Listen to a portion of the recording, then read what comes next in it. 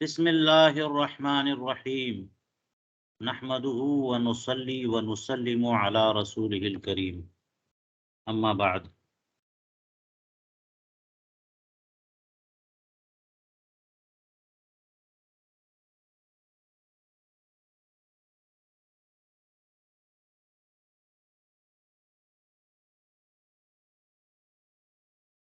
میں نے بتایا تھا کہ علامہ علاء الدین حصکفی صاحب در مختار رحمہ اللہ کا یہ طریقہ ہے کہ جب تنویر الابصار کی تمام عبارتوں کی تشریح کر لیتے ہیں تو ان کے مطابق اگر کچھ مسائل باقی رہ گئے جو اس باب میں بیان کرنے چاہیے تو فروع کہہ کر کے کچھ اضافہ کرتے ہیں۔ تو یہاں بھی انہوں نے یہ کہا ہے، فرماتے فروع فرع کی جمع ہے۔ دیکھیے وضو سے متعلق چاہے نواقض ہوں، نواقض وضو یا دیگر امور، وضو سے متعلق کچھ اور مسائل بیان فرما رہے ہیں۔ فرماتے ہیں یستحب للرجل ان یحتشی ان رابہ الشیطان،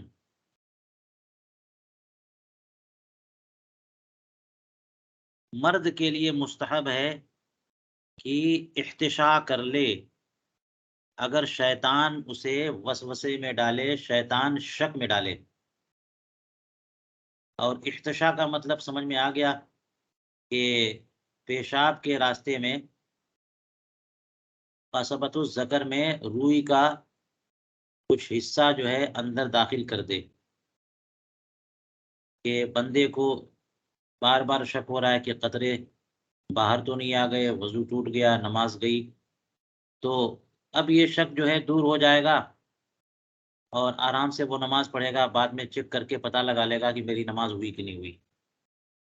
تو شک اور ریب کے دروازے بند کرنا ہی مناسب ہے، لیکن یہاں پہ اسے مستحب قرار دیا ہے، یہ لازم نہیں ہے۔ کیونکہ اگر پیشاب کے قطرات آ گئے تو بندے کو پتہ تو چل جائے گا نا، اس لیے یہ لازم نہیں ہے، شیطان سے بچنے کا طریقہ ہے، شیطانی اثرات سے۔ لیکن لازم کب ہے؟ فرماتے وَيَجِبُ إِن كَانَ لَا يَنْقَطِعُ إِلَّا بِهِ قَدْرَ مَا يُصَلِّي، یہ حمزہ جو ہے نا یہ اضافی ہو گیا ہے، قدر ما یصلی۔ اور احتشاء واجب ہے اگر پیشاب کے قطرے منقطع نہ ہو سکیں مگر احتشاء کے ذریعے ہی، یعنی اسی عمل سے انقطاع ہوگا، قدر ما یصلی اتنی دیر تک جتنی دیر تک نماز پڑھے گا۔ یعنی کسی کو سر سے بول کی بیماری ہے، قطرات آتے ہیں، تو اب اگر لگتا یہ ہے کہ وہ احتشاء کر لے گا، روئی ڈال دے گا تو وہ قطرات نہیں آئیں گے، تو وضو بچ جائے گا۔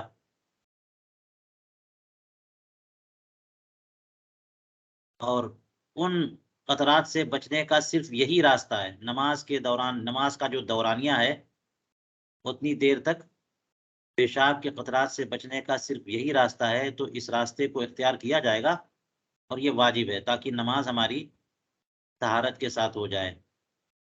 یہ دو مسئلے بیان فرما دیے، یہ بھی سمجھ جائیے، جن کو قطرات کی بیماری ہوتی ہے ان سے بچنے کا طریقہ بتا دیا۔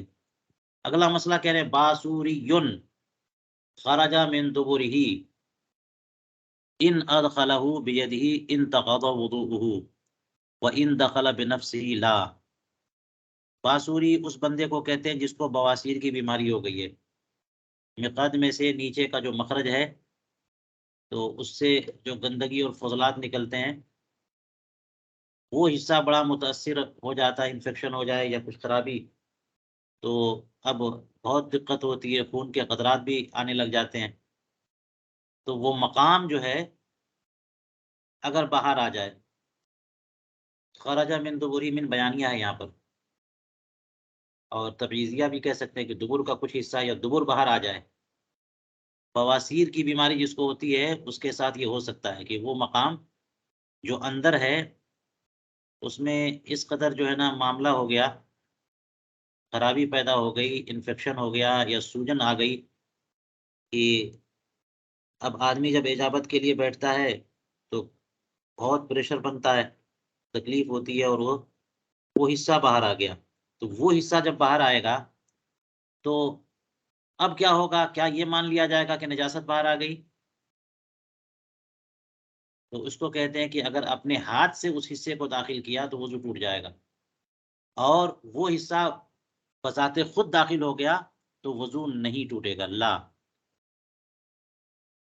بظاہر لگتا یہ ہے کہ اگر وہ حصہ باہر آ گیا تو اس کے ساتھ کچھ نجاست باہر آ گئی تو خروج نجاست کا تحقق ہو گیا. مگر بات یہ ہے کہ وہ اندرونی حصہ تھا، وہ اندرونی حصہ باہر آ گیا اور پھر وہ حصہ اندر چلا گیا تو اس سے وضو نہیں ٹوٹے گا. جی، وہ اندرونی حصہ تو اندرونی حصہ ہی مانا جائے گا. ہاں یہ ہے کہ اس کو اپنے ہاتھوں سے اندر کیا تو وضو اس لیے ٹوٹ جائے گا کہ ہاتھ کچھ نہ کچھ ملوث ہوگا نا.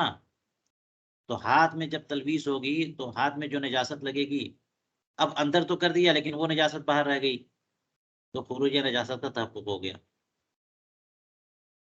وَقَضَى لَوْ خَرَجَ بَعْضُ الدُّودَ فَدَخَلَتْ، یوں ہی اگر کچھ کیڑے کا کچھ حصہ باہر نکلا اور پھر واپس اندر چلا گیا تو اس سے بھی وضو نہیں ٹوٹے گا، اور ہاتھ لگا دیا تو پھر وہ جو ہے وضو ٹوٹ جائے گا.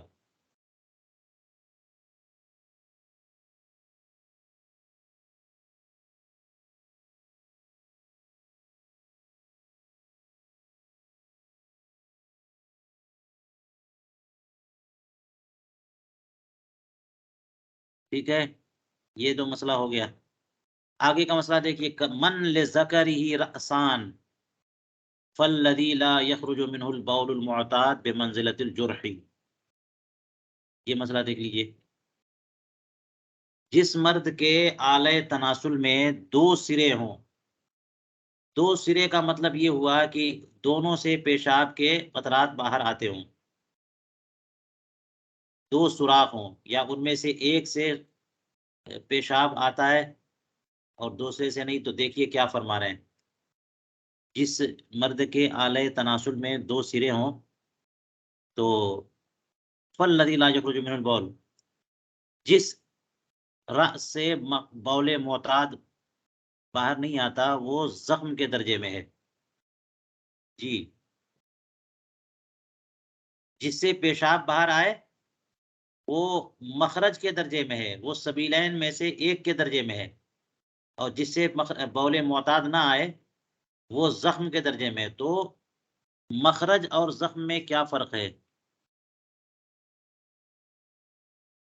مخرج اور جرح میں کیا فرق ہے؟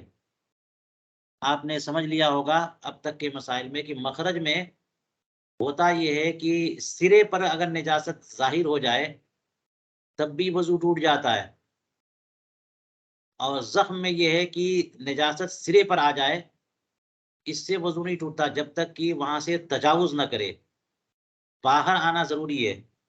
مخرج میں یہ ہے کہ سرے تک جو ہے نا یعنی نجاست کا ظہور ہو جائے، ظہور کو ہی خروج مان لیتے ہیں مخرج میں، کیونکہ سبیلین کے منہ پر جو ہے نا جب نجاست آ گئی تو مقر نجاست کیا وہ تو نہیں ہے نا، اندر جو ہے نا آتے ہیں یا پیشاب کی جو تھیلی ہے وہ ہے مقر، اور اب سبیلین کے سرے پر وہ نجاست ظاہر ہو گئی، اس کا مطلب یہ ہے کہ وہ چیز اپنی جگہ سے باہر آ چکی ہے، تو ظہور کو ہی خروج مان لیتے ہیں مخرج میں. اور جرح میں ظہور کو خروج نہیں مان سکتے. جرح میں تو یہ ہوتا ہے کہ وہاں پر خون یا پیپ یا مواد موجود ہے، وہاں سے جلد تھوڑی سی ہٹ گئی ہے تو آپ کو لگ رہا ہے کہ وہ مادہ رطوبت وہ چیز باہر آ گئی، باہر نہیں ہے، وہ ظہور ہے. تو جب تک وہ چیز وہ فاسد مادہ اپنی جگہ سے تجاوز نہ کر جائے، جس کی تفصیل یہ بتایا کہ ایسی جگہ تک پہنچ جائے تجاوز کر کے جس سے حکم تطہیر لائق ہوتا ہے، یہ ضروری ہے۔ تو اس لیے یہاں پہ فرمایا کہ اگر کسی بندے کے عضو تناسل کے دو سرے ہیں تو جس سے پیشاب نہ نکلتا ہو وہ زخم کے درجے میں ہے۔ چلیے یہ بات ہو گئی۔ الخنسا غیر المشکل فرجہ الآخر کالجرحی، یہ ایک اور مسئلہ دیکھ لیجیے۔ خنسا غیر مشکل، خنسا یعنی جس میں مرد اور عورت دونوں کی علامتیں ہوں، اس کو خنسا کہتے ہیں، اور اس میں مشکل اور غیر مشکل دونوں ہیں۔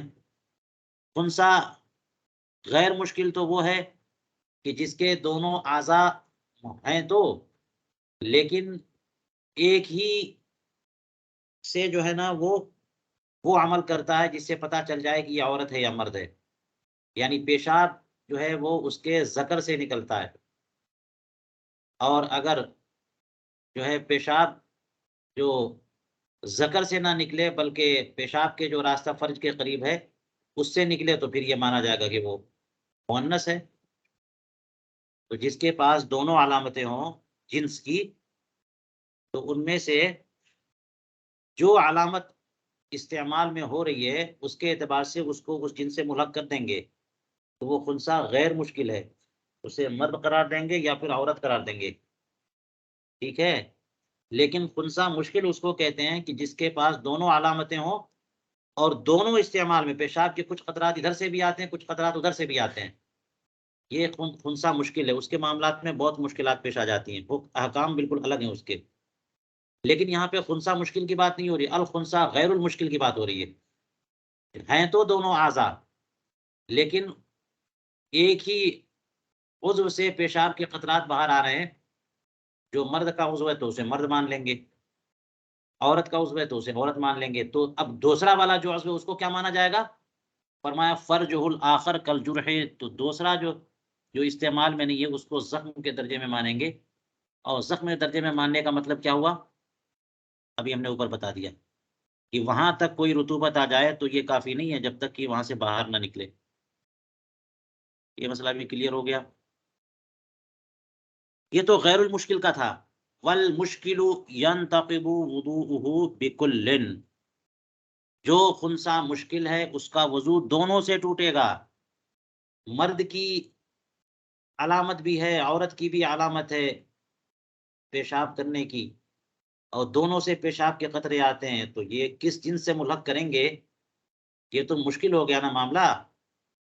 تو اب خنثی مشکل کا وضو دونوں سے ٹوٹے گا، اس میں کسی کو بھی جرح اور زخم سے ملحق نہیں کریں گے کہ جب نجاست نکل کر کے باہر نکلے تب وضو ٹوٹے، نہیں، نجاست سرے پر ظاہر ہو جائے اسی قدر کافی ہے، اس کا وضو ٹوٹ جائے گا۔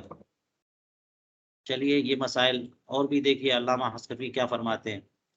فرمایا منکر الوضوء هل یکفر ان انکر الوضوء للصلاۃ؟ نعم ولغیرها لا۔ یہاں پہ یہ فرما رہے ہیں کہ وضو کا انکار کرنے والا کیا کافر ہو جائے گا، اس کی تکفیر کی جائے گی؟ فرمایا کہ اگر نماز کے لیے وضو کا انکار کرے تو ہاں اس کی تکفیر ہوگی، نعم ولغیرها لا، اور نماز کے علاوہ دیگر عبادات جہاں پہ وضو کی ضرورت ہے ان کے لیے اگر وضو کی ضرورت کا انکار کرے گا تو تکفیر نہیں ہوگی۔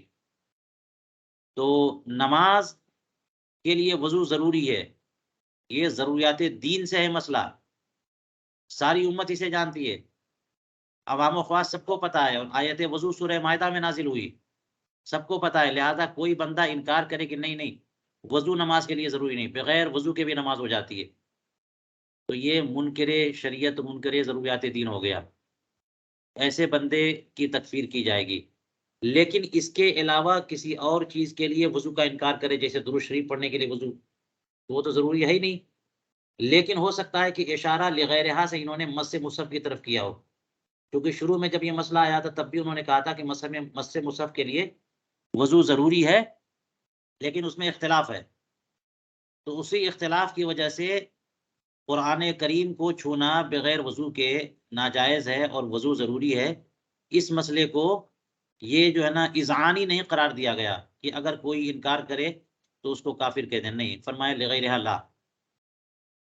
اگلا مسئلہ دیکھیے، شک کا فی بعض وضوئہ عاد ما شک فی لو فی خلالہ ولم یکن الشک عادۃ لہ۔ یہ پورا ایک مسئلہ ہے۔ کسی نے اپنے وضو کے دوران وضو کے بعض حصے میں شک کیا، تو وضو جو کر رہا تھا، وضو کے ارکان ہیں، جو بھی حصے ہیں اس کی تفصیلات ہیں، کہیں شک ہو گیا کہ ہو سکتا ہے فلاں کام میں نے چہرہ نہیں دھویا، ہاتھ نہیں دھویا، سر کا مسح نہیں کیا، تو جس کے متعلق شک ہے، شک کا معافی اعاد ما شک فی، جس کے متعلق شک ہے اس کا اعادہ کرے گا۔ جیسے اسے شک ہو گیا کہ سر کا مسح پتہ نہیں کیا کہ نہیں کیا، تو سر کے مسح کا اعادہ کر لے۔ ہاتھ پتہ نہیں دھویا کہ نہیں دھویا، ہاتھ دھل لے۔ چہرہ پتہ نہیں دھلا کہ نہیں دھلا، چہرہ دھل لے۔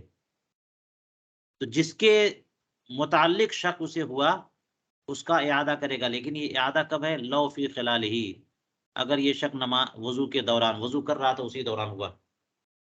اور ایک قید یہ بھی ہے کہ شک اس کی عادت نہ ہو۔ اگر شک اس کی عادت ہے تو یہ شیطان کی طرف سے ہے، اور شیطانی اثرات کو جھگڑنا پڑتا ہے۔ اس میں حکم یہ ہوتا ہے کہ شک کو چھوڑ دے اور بالکل اس کا اعادہ نہیں کرے، آگے بڑھ جائے۔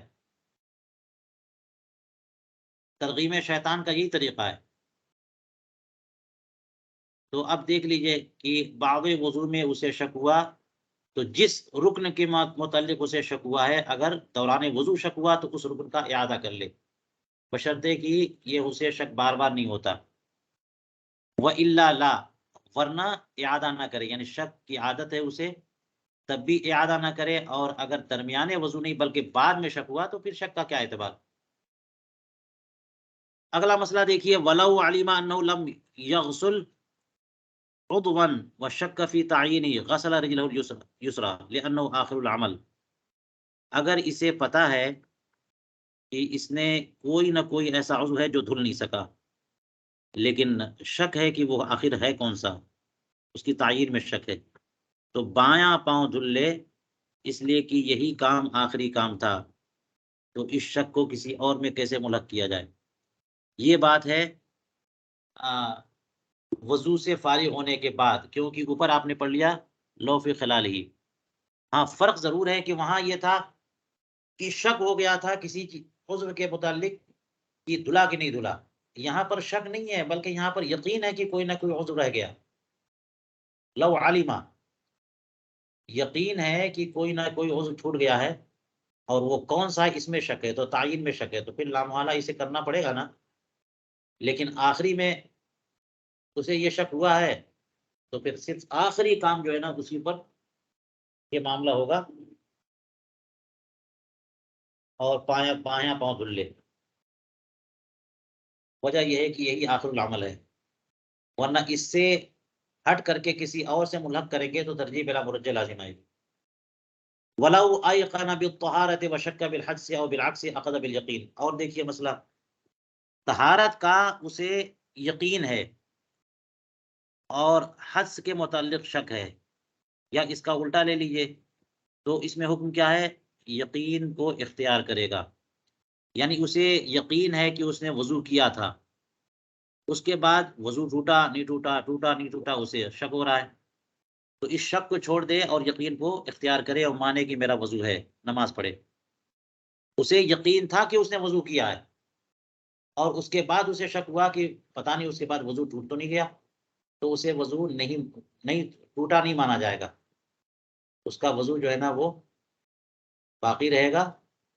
اسی کو کہا اخذ بالیقین۔ اور یہی معاملہ اگر الٹا ہے کہ اسے وضو ٹوٹنے کا یقین تھا کہ میں تو ابھی جو ہے نا وہ بیت الخلاء سے آ رہا ہوں، یا 1 گھنٹہ پہلے بیت الخلاء سے آ رہا ہوں، لیکن اس کے بعد پتہ نہیں میں نے وضو کیا کہ نہیں کیا، تو وضو ٹوٹنے کا یقین تھا، وضو کرنے کے بارے میں شک تھا، تو یہاں بھی جو ہے نا وہ یقین والی صورت پر عمل کرے اور وضو کرے۔ اب کہتے ہیں وَلَوْ تَيَقَّنَهُمَا۔ اگلا مسئلہ دیکھیے کہ اسے یقین دونوں کا ہے، اسے دونوں یاد آ رہے ہیں کہ ہاں میں نے استنجا بھی کیا تھا اور میں نے وضو بھی کیا تھا، لیکن پہلے کون سا کیا وہ یاد نہیں ہے، وشک فی السابق، پہلے میں نے وضو کیا تھا یا پہلے میں نے استنجا کیا تھا؟ تو اب کیا ہوگا؟ کہتے ہیں فہو مطہر، تو اسے مطہر مانیں گے۔ ہو سکتا ہے اس کی وجہ یہ بھی ہو، علامہ شامی دیکھتے ہیں کیا کہتے ہیں وجہ میں، الاشفاء والنظائر میں بھی اس کی تفصیل ہے۔ تو اس میں یہ وجہ ہو سکتی ہے کہ جناب اسے یقین ہے کہ میں نے استنجا بھی کیا ہے اور وضو بھی کیا ہے، تو اسے یہ مان لیا جائے گا، اور شک ہے کہ پہلے کیا کیا، تو اسے یہ مان لیا جائے گا کہ اس نے طہارت بعد میں کیا اور استنجا پہلے کیا، کیونکہ یہ تو طریقہ نہیں نہ ہے کہ کوئی جناب وضو کرتا ہے اور جا کے پھر استنجا کرے۔ یہ کس کا طریقہ ہے کہ وضو کرے اور جا کے پھر پیشاب کرے؟ طریقہ تو یہ ہے کہ پہلے بندہ پیشاب کرتا ہے پھر اس کے بعد وضو کرتا ہے، اس لیے اسے مطہر مانیں گے، اور یہی معاملہ متیمم کا بھی ہے۔ اور دیکھیے ولو شک فی نجاست ماء او ثوب او طلاق او عتق لم يعتبر وتمام فی الاشباح، اگر یہ صرف پانی اور کپڑے کی بات نہیں، کسی بھی مسئلے میں فرمایا اگر اسے پانی کی نجاست کے تعلق سے شک ہو جائے، کپڑے کی نجاست کے متعلق شک ہو جائے، تو شک کا اعتبار نہیں ہوتا ہے، یقین پر جو ہے نا عمل کرتے ہیں، یا اصل جو ہے نا اباحت ہے تو اصل پر عمل کرتے ہیں۔ لہٰذا کپڑے کی نجاست، پانی کی نجاست میں شک ہوا، یا طلاق دی یا نہیں دی اس میں شک ہوا، یا آزاد کیا نہیں کیا اس میں شک ہوا، تو لم یعتبر، اس کا کوئی اعتبار ہی نہیں ہوگا، وہ نکاح باقی مانا جائے گا، غلام غلام مانا جائے گا، آزادی نہیں مانی جائے گی۔ پانی کو نجس نہیں مانیں گے، کپڑے کو نجس نہیں مانیں گے۔ یہ پوری بحث جو ہے نا الاشباح والنظائر میں۔ چلیے الحمدللہ وضو کا بیان مکمل ہوا۔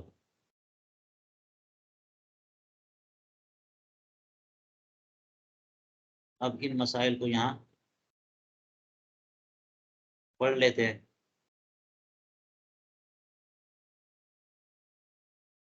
یہاں سے ہے نا قولہ بیدہ، اوپر تھا،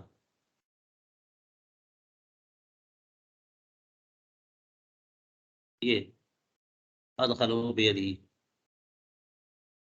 وہ باسوری جس کا پیچھے کا مقام باہر آ گیا، تو ہاتھ سے اگر داخل کیا تو اس کا وضو ٹوٹ جائے گا۔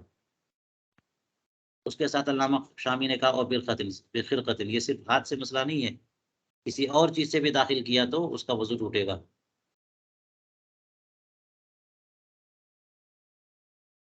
انتقضا، وجہ کیا ہے؟ لأنہ یلتصق بیدہ شیء من النجاسۃ، کچھ تو نجاست لگے گی ہاتھ میں تو خروج متفق ہو گیا، اور اگر خود سے وہ چیز گئی تو وضو نہیں ٹوٹے گا، لا ينتقض لعدم تحقق الخروج۔ لیکن بحر الرائق میں امام علمانی سے اس کے بعد ذکر کیا کہ انہ ان تیقن خروج الدبر، کہ خروج دبر کا اگر یقین ہو گیا، اس مقام پر نظر تو مشکل ہے نا، تو اگر یقین ہو گیا تو طہارت ٹوٹ جائے گی بے خروج النجاست من الباطن الی الظاہر۔ یہ دیکھیے علامہ حسکفی نے تو یہاں پہ یہ کہا کہ وضو نہیں ٹوٹے گا، لیکن امام علمانی سے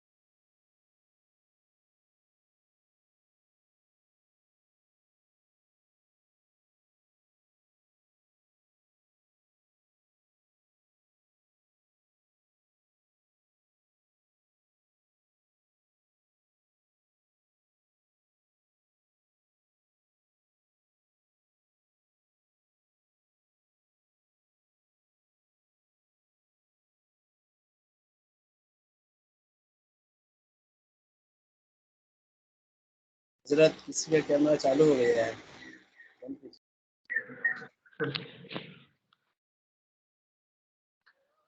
بچوں نے چالو کر دی رہتا.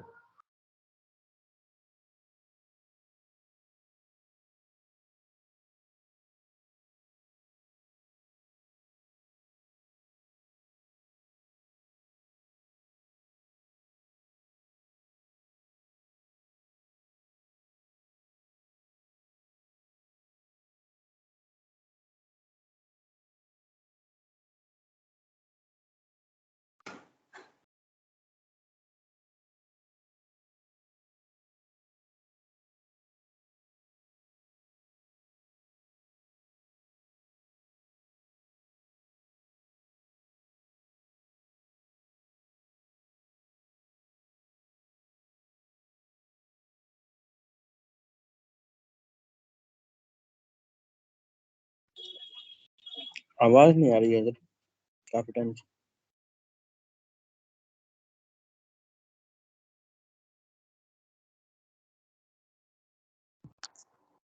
حضرت کی بیٹری لو ہو گئی تھی شاید اس وجہ سے ڈسچارج ہو گیا ہوگا سسٹم.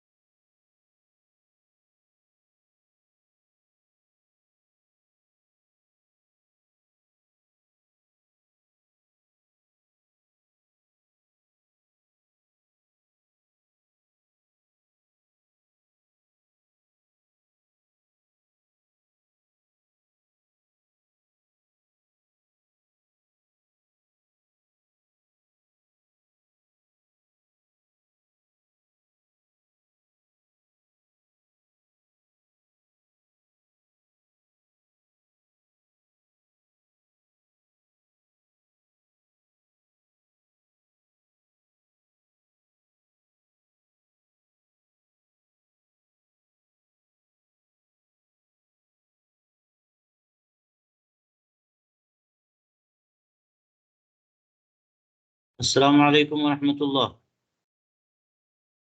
وعلیکم السلام ورحمۃ اللہ. وعلیکم السلام. وعلیکم السلام.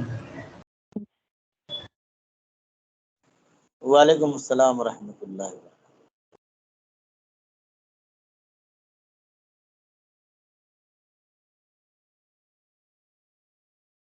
چلیے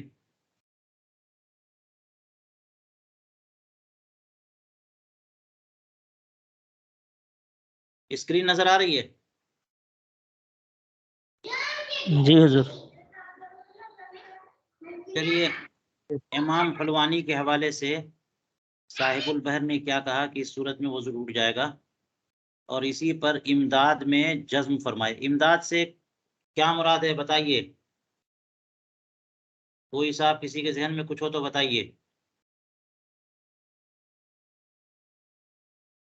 امداد الفتاح. علامہ حسن ابن عمار الشرم بلالی صاحب نور الایضاح کی جو کتاب ہے، نور الایضاح کی تفصیلی شرح، وہ مراد ہے. قولہ وکذا اے فی عدم النقض، وضو نہ ٹوٹنے میں، یعنی اگر کیڑا نکلا اور وہ اندر چلا گیا. لہٰذا ذکرہ فی البحر، یعنی توشیح کے حوالے سے باسوری کے مسئلے پر تخریج کرتے ہوئے، یعنی اس کا مطلب یہ ہوا یہ ظاہر الروایہ سے نہیں ہے بلکہ تخریج ہے. فدخلت، بہتر تھا کہ یہ دخلت نہ لاتے یہاں پہ، لیکن تشبیہ فی طرفی الادخال والدخول، تاکہ تشبیہ دونوں مسئلے میں، کیونکہ ابھی اوپر بتایا نا کہ اگر داخل کیا تو وضو ٹوٹے گا، اور اگر خود بخود وہ چیز داخل ہو گئی تو وضو نہیں ٹوٹے گا. تو فدخلت کا کر کے صرف دخول میں تشبیہ دے دی انہوں نے، حالانکہ دخول و ادخال دونوں میں تشبیہ ہوتی اگر نہ کہتے تو. اس میں بھی دونوں مسئلہ وہی ہے. من لذکر ہی رأسان فرمایا تھا نا، بھی ایجاز، بہت اختصار ہو گیا. اصل عبارت جیسا کہ خانیہ میں ہے وہ یوں ہے کہ لو کانا بے ذکری رجل جرح لہ راسان، یہ زخم کے بارے میں ہے کہ مرد کے عضو تناسل پہ زخم ہو جس کے دو سرے ہوں، ایک وہ کہ یخرج منہ الذی یسیل فی مجرى البول،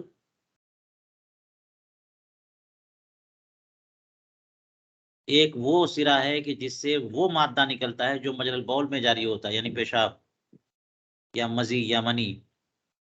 والثانی ما لا یسیل فی، اور دوسرا وہ ہے کہ جس میں وہ نہیں بہتا. تو پہلا والا جس میں پیشاب والے راستے سے جو چیز بہتی ہے وہ وہاں سے نکل رہا ہے، تو احلیل کے درجے میں وہی ہے. اور احلیل کے مقام مرتبے میں ہونے کا مطلب یہ ہوا کہ اذا ظہر البول علی راس ينقض، پیشاب سرے پر ظاہر ہو جائے گا تب بھی وضو توڑ دے گا. وَإِن لَمْ يَصَلْ، اگرچہ باہر نکل کر کے نہ بہے. لیکن دوسرے کیس میں جو دوسرا ہے جس سے پیشاب نہ نکلے، اس میں صرف سرے پر تری آ گئی تو وضو نہیں ٹوٹے گا جب تک کہ بہ نہ جائے. فرجہ الآخر کو کہہ دیا کہ وہ جرح کے درجے میں ہے، اے المحکوم بزیادتی، یعنی جس کو زائد فرج مانا گیا، اعلی اصل خلقتی، جو اصل خلقت پر زائد ہے.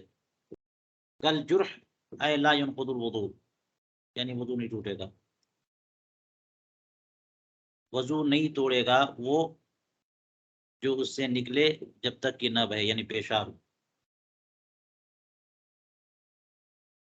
یا کوئی اور مادہ. ثانیہ،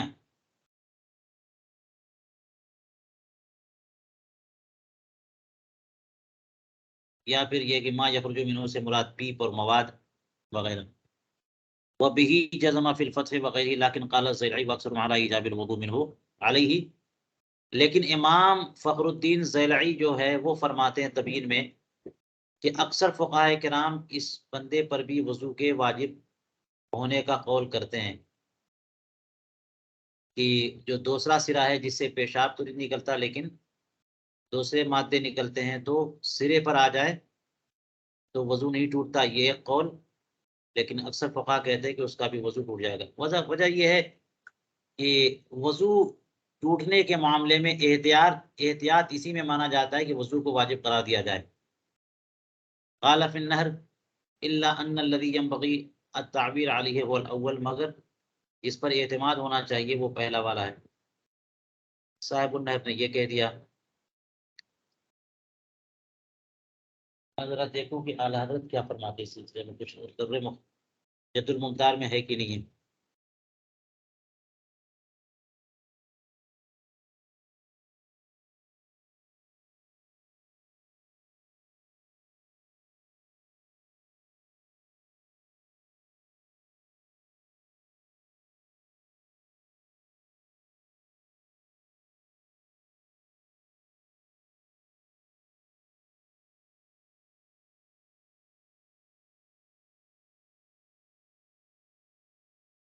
نہیں ہے کچھ.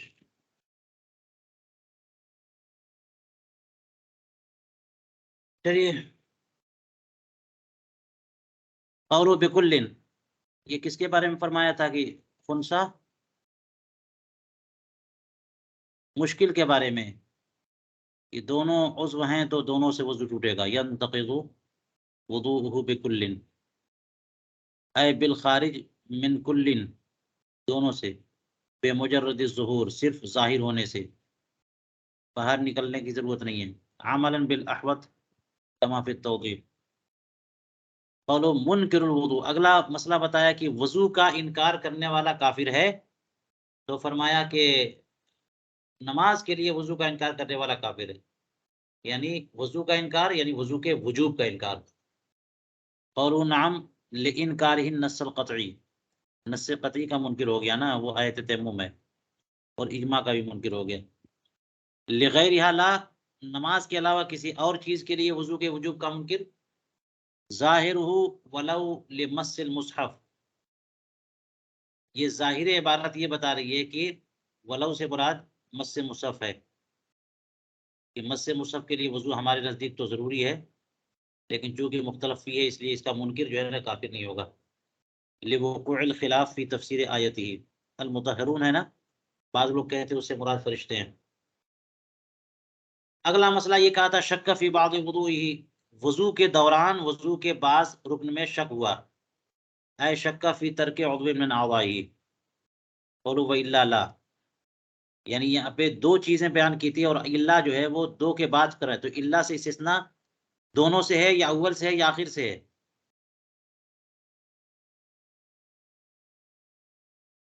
وَإِلَّا لا، یہ لو فی خلال ہی ایک بات ہے، ولم یکن الشک عادۃ لہو، تو کس سے استثناء ہے؟ اے وَإِلَّمْ یکن فی خلال، یعنی اگر شک دوران وضو نہیں ہوا، بل کان بعد الفراغ، وضو سے فارغ ہونے کے بعد، تو پھر یہ اعادے کی ضرورت نہیں. اور یہ بھی کہ وَإِنْ كَانَ أَوَّلَ مَا عَرَضَ لَهُ الشَّكُّ أَوْ كَانَ الشَّكُّ عَادَةً لَهُ،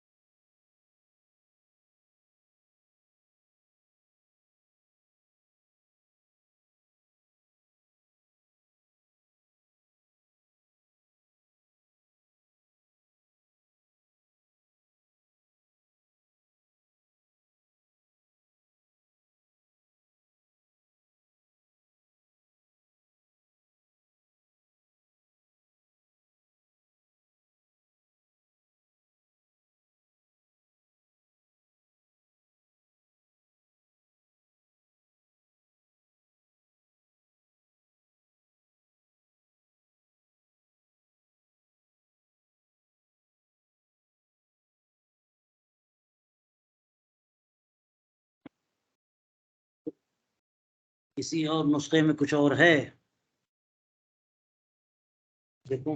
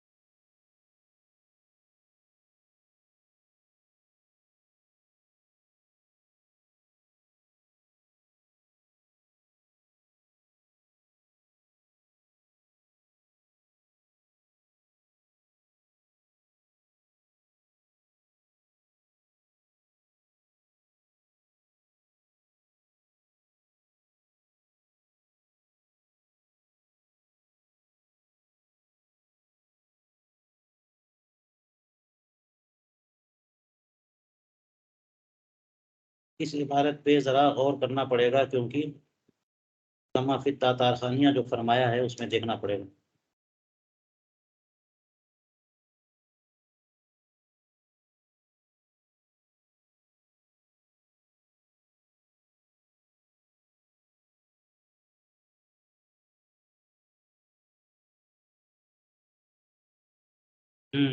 ہمارے نزدیک اس کا مطلب یہ بنے گا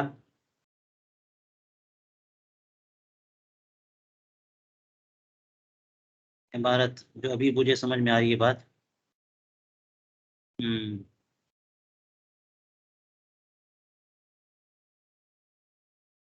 غور کریے۔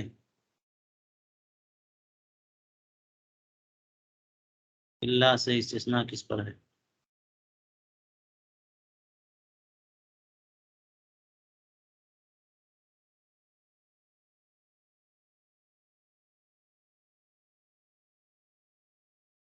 وَإِن لَّمْ يَكُنْ فِي خِلَالِهِ، اگر یہ شک وضو کے دوران نہیں ہے، بل کانا بعد الفراغ من ہو، بلکہ وضو سے فارغ ہونے کے بعد ہے، یہ ان وصلیہ ہے۔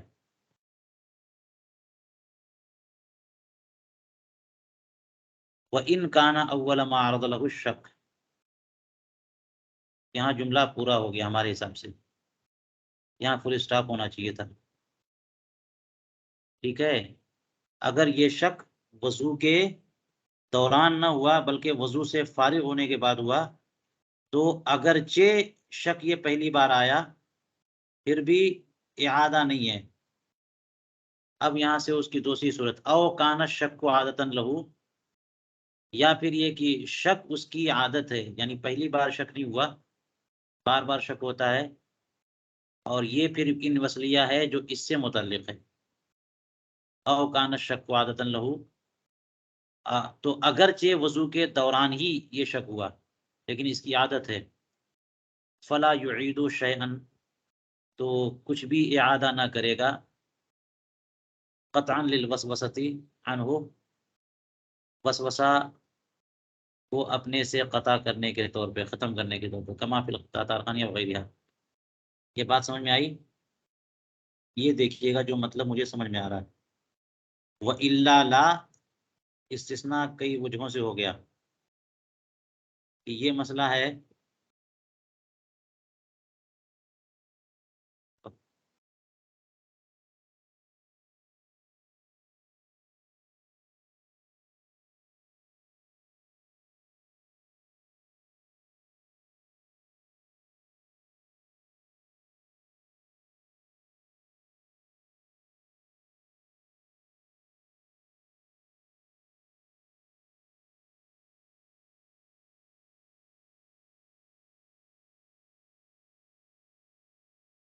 تو یہ ہو گیا کہ اللہ اللہ سے مراد اگر شک دوران وضو نہ ہو بلکہ وضو سے فارغ ہونے کے بعد، تو اگرچہ پہلی بار شک ہوا پھر بھی اعادہ نہیں ہے۔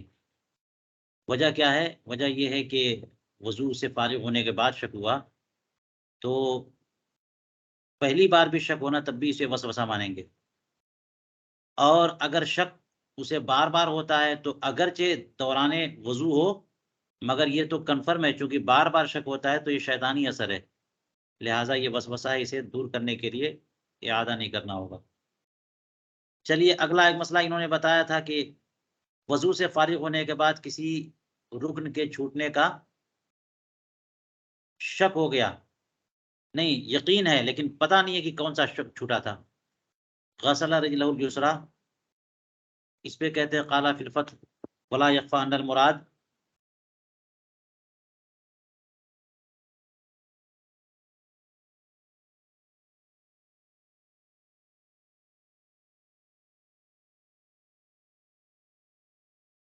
اذا کان الشک بعد الفراغ، شک جو ہے نا یہ فارغ ہونے کے بعد ہو تو، ورنہ درمیان میں شک ہوگا تو جو آخری اس وقت جو آخری عضو ہے جس پہ وہ شک ہوا تو اسی کو دھلنا پڑے گا۔ وقیاس انه لو کان فی اثناء الوضوء یغسل الاخیر، اور اس کا قیاس یہ چاہتا ہے کہ اگر وہ دوران وضو یہ شک ہو تو اس وقت تک جتنا کام کیا تھا اس میں سے آخری والے عضو کو دھل لے گا. کما اذا علم انه لم يغسل رجليه عینا، یہ بالکل ایسی ہے جیسے کہ اسے اگر علم ہو کہ دونوں پاؤں، متعین ہے اسے کہ دونوں پاؤں نہیں دھلا ہے، تو پھر دھلنا پڑے گا دونوں کو.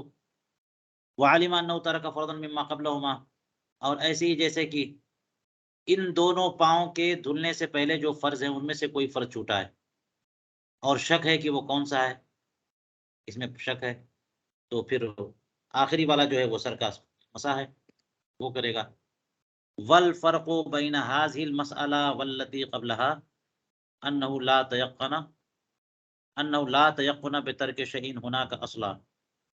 اس مسئلے میں اور پہلے والے مسئلے میں فرق یہ ہے کہ یہاں پر تو یقین ہے کہ کچھ نہ کچھ چھوٹا ہے، تعیین میں شک ہے، اور پہلے وہاں پہ تو شک ہوا ہے کسی عزم کے چھوٹنے کے بارے میں، اور وہاں تو شک ہی شک ہے، یقین نہیں ہے.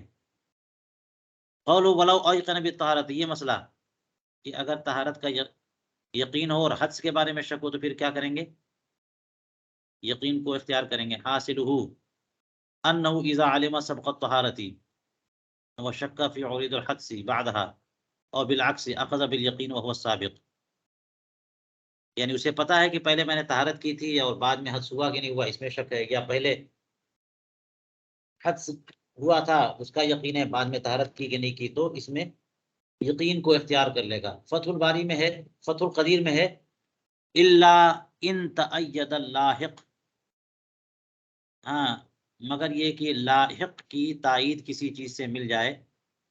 تو امام محمد سے مروی ہے کہ عالم المتوضئ دخول الخلاء للحاجت وشک فی قضائها قبل خروجه علیہ الوضوء.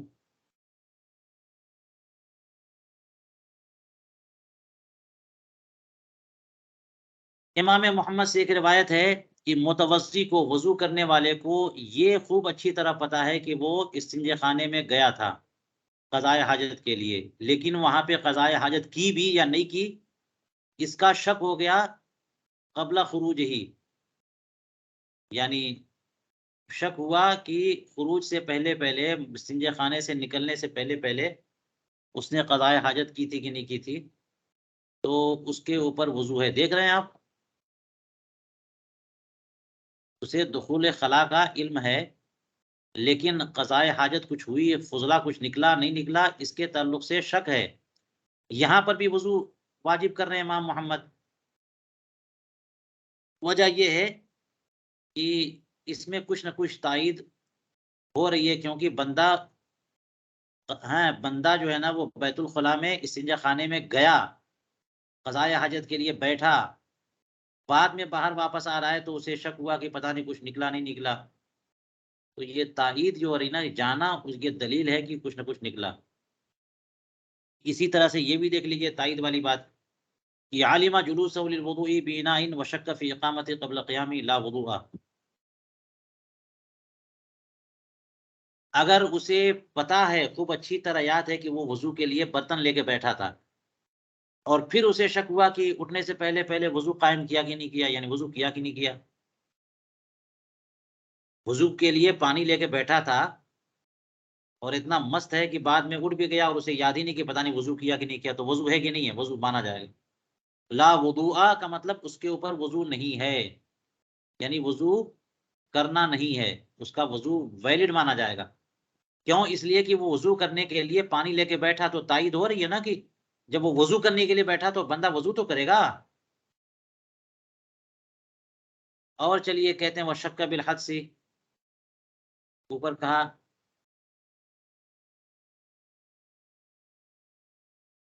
طہارت کا یقین ہے اور حدث کا شک ہے، اور حدث سے مراد جو ہے نا وہ دونوں، یعنی حدث اصغر یا حدث اکبر، حدث حقیقی یا حدث حکمی. لیشمل ما لو شک فی هل نام وهل نام متمکن او لا، حقیقی یا حکمی، کہ سویا یا پھر سویا تو سورین جمی بھی تھی یا نہیں، دونوں سورینوں سے کوئی زائل ہوئی یا نہیں ہوئی، یا پھر یہ کہ شک ہے کہ وہ نیند جو ہے حل کان ذالک قبل یقضا او بعدها زوال الیتین، یا احد الیتین جو ہے بیداری سے پہلے ہوا یا بیداری کے بعد، اس سب کو شامل ہے۔ فَهُوَ مُطَّهِرٌ، تو بندہ متطہر ہے، یعنی اسے یاد ہے کہ میں نے وضو کیا تھا، اور یہ بھی یاد ہے کہ میرا وضو ٹوٹا تھا، استنجا کیا تھا، لیکن یہ نہیں پتا ہے کہ یہ نہیں یاد ہے کہ پہلے کیا کام کیا تھا۔ تو علامہ حسکفی فرماتے ہیں کہ وہ باوضو مانا جائے گا۔ دلیل دیکھیے، لِأَنَّ الْغَالِبَ أَنَّ الطَّهَارَةَ بَعْدَ الْحَدْثِ، میں نے یہی بات تو وضاحت میں عرض کی تھی کہ غالباً ہوتا تو یہی ہے نا کہ حدث کے بعد بندہ وضو کرتا ہے، لیکن علامہ حموی کے حاشیے میں، اور حاشیے سے مراد ہو سکتا ہے غمز عیون البصائر ہو، عن فتح المدبر نہیں بلکہ فتح القدیر، پھر علامہ محمد السندیسی۔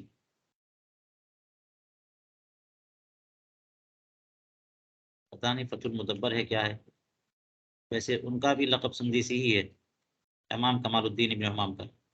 چلیے، من تیقن بالطہارۃ والحدث وشک فی السابق، دیکھیے وہ کیا کہہ رہے ہیں کہ طہارت اور حدث دونوں کا یقین ہے، اور پہلے کیا ہوا اس میں شک ہے، تو اسے حکم دیا جائے گا کہ وہ یاد کرے کہ ان دونوں سے پہلے کیا صورت تھی، ان دونوں سے، یعنی یقین ہے کہ طہارت ہے کیا تھا، اور یہ بھی یقین ہے کہ حد سے بھی کیا تھا، لیکن اب وہ جائے اور ان دونوں سے پہلے کیا صورتحال تھی اس کے بارے میں غور کرے۔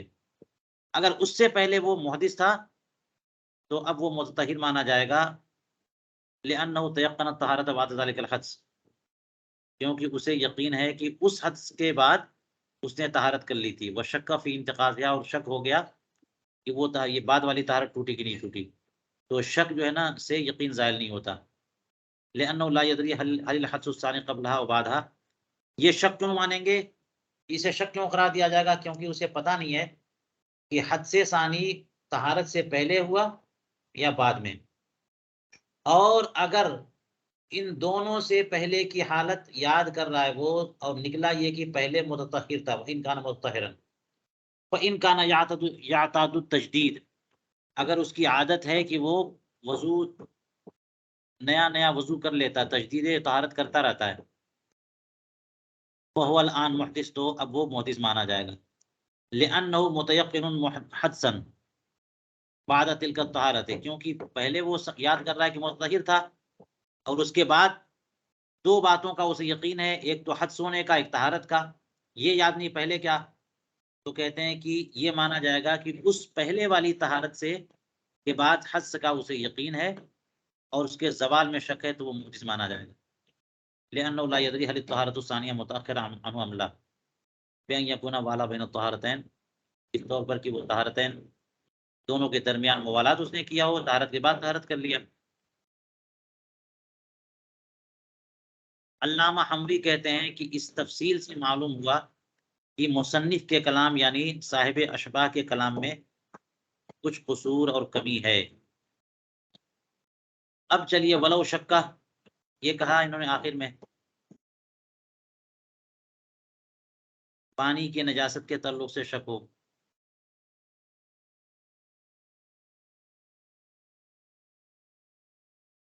تاتار خانیہ میں ہے، من شک فی انائہ او صوبہ او بدنہ اصابتہ نجاست اولا، کہ اسے نجاست لگی یا نہیں، تو بدن کا بھی یہاں پر ذکر ہے، فہو طاہر ما لم یستیقن، تو وہ پاک مانا جائے گا جب تک کہ اسے یقین نہ ہو۔ وکذا الآبار والحیاض والحباب الموضوعہ فی الطرقات، یہی معاملہ جو ہے نا شک کا، کنویں ہیں، حوض ہیں اور تالاب ہیں، حباب وہ کھڑے ہیں پانی کے جو راستوں پہ رکھے گئے ہیں، جس سے چھوٹے بڑے لوگ پانی لیتے ہوں، مسلمان کفار پانی لیتے ہوں، اس میں شک ہو جائے کہ کہیں نجاست تو نہیں پڑ گئی، تو یہ نجس نہیں مانیں گے، اصل طہارت پر باقی رہیں گے۔ وقضا ما يتخذ اهل الشرك اب الجهال من المسلمین،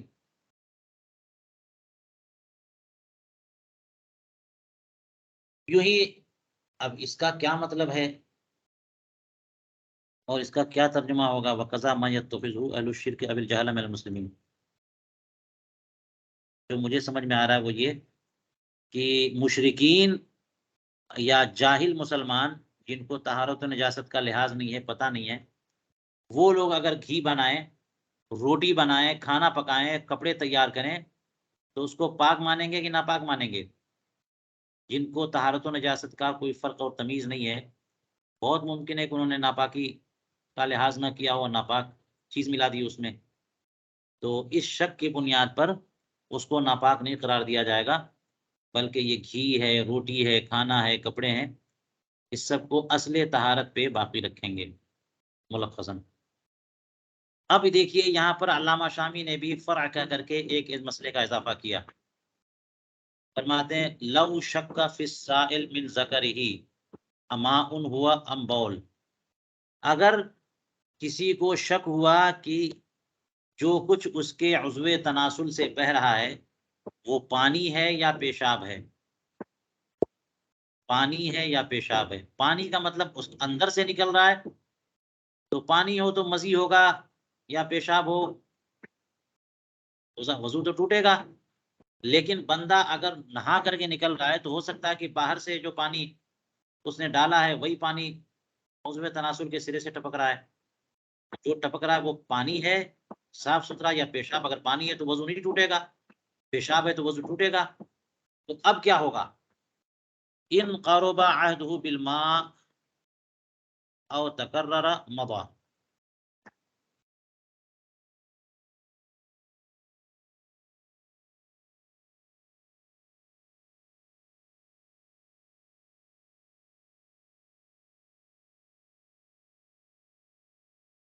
وَإِلَّا أَعَادَهُ، اگر پانی سے اس کی ملاقات بالکل قریب ہی ہوئی تھی، قرب عہد کا مطلب ابھی ابھی پانی استعمال کر کے تو آ رہا ہے، وہ نہا کر کے بھی نکلا ہے یا استنجا کر کے بھی نکلا ہے، تو پانی سے اس کا عہد قریب رہا تو وہ آگے بڑھ جائے اور یہ نہ مانے کہ میرا وضو ٹوٹا اور یہ پیشاب کا قطرہ، نہیں، یوں ہی اگر تکرر ہوا تب بھی، لیکن اگر پانی سے اس کا سابقہ ابھی نہیں پڑا تھا، دیر کی بات ہے، اور ابھی جو ہے نا وہ کچھ قطرات ٹپک رہے ہیں عضو تناسل سے، تو اسے پیشاب مانیں گے، اس کا وضو ٹوٹ گیا، ہاں، اور اسے وضو کرنا پڑے گا، اسی کو کہا وَإِلَّا أَعَادَهُ، ورنہ وضو کا اعادہ کرے۔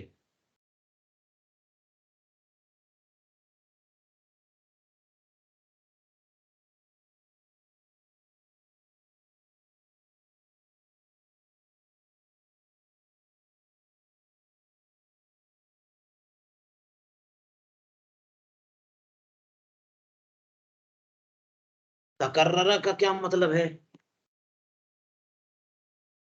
بظاہر یہی لگتا ہے کہ پانی ابھی ابھی اس نے ایک بار استعمال کیا، یا پانی کا استعمال وہ کرتا رہتا ہے، تو مضى وَإِلَّا أَعَادَهُ، بخلاف ما لو غلب على ظنه أنه أحدهما، برخلاف اس کے کہ اگر اس کے ظن پر یہ غلبہ ہوا، یعنی اسے ظن غالب ہوا، یہ جو چیز نکل رہی ہے میرے عضو تناسل سے ٹپک رہی ہے، یہ چیز ان میں سے کوئی ایک ہے، یعنی پانی کا ظن غالب ہو تو اس کا حل یہ ہے کہ وہ پانی مانے، وضو نہیں ٹوٹا، اور پیشاب کا ظن غالب ہو تو پیشاب ہے، وضو ٹوٹ گیا۔ واللہ تعالی اعلم بالصواب۔